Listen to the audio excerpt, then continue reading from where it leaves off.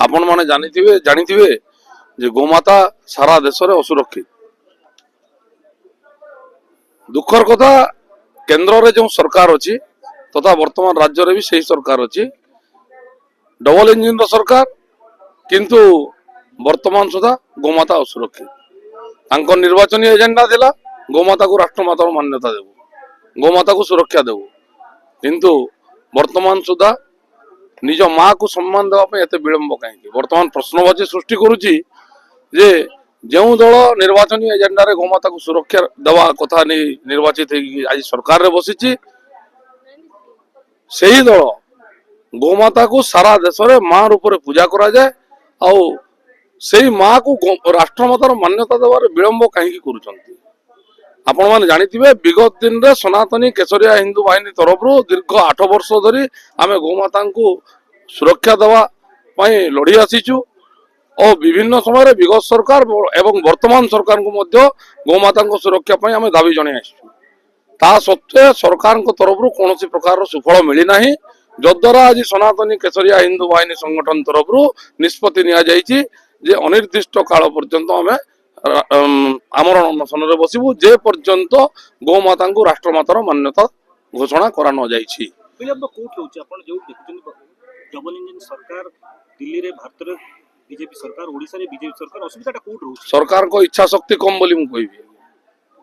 सरकार जदि चाहिए गोटे दिन रे घोषणा करि परिबे, सरकार को मध्य रे इच्छा शक्तिर अभाव रही एवं किंतु ता सत्वे भी आमे विश्वास रखिचु आशा रखिचु जे एही सरकार ही गोमाता को राष्ट्रमाता मान्यता दे परिबे, कारण गोमाता को सुरक्षा देवारे सरकार किछि पदक्षेप नहीं चंती, स्वागत योग्य पदक्षेप आमे ताको स्वागत जनाउछु, किंतु जेतिकी पदक्षेप नहीं चंती ता यथेष्ट नुह।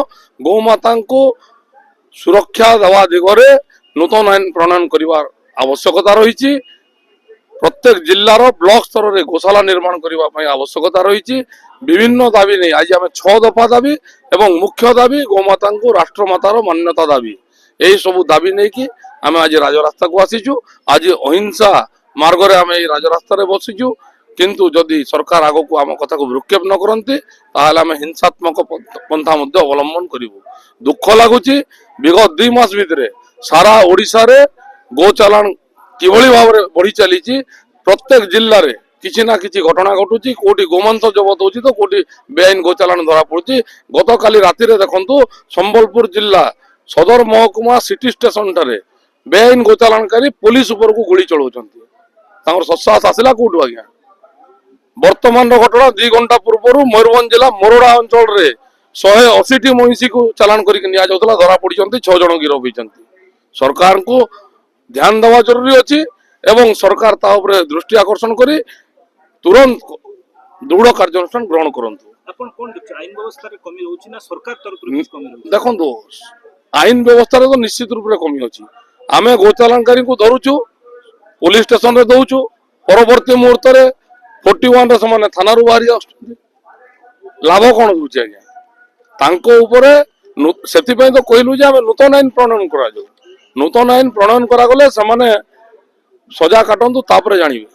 ए बाबत रे विभाग मंत्री के आपण एबे चिठि हां हम आगुरु दाबी पत्र देइतिलु आज्ञा, कोन प्रशासन मिलतला कोनोसी प्रकार सुफल मिली नाही। सेति पय आज मध्ये आमे मंत्री को पाखु आमे दाबी पत्र पठेबु, विभागीय मंत्री को पाखकु, मुख्यमंत्री को पाखकु, आईन मंत्री को पाखकु मध्ये आमे आज हम दाबी पत्र पठेबु। ए पर्यंत आपण के एठी धारणा स्थल के आछंती देखा ना केही आसी नाहंती।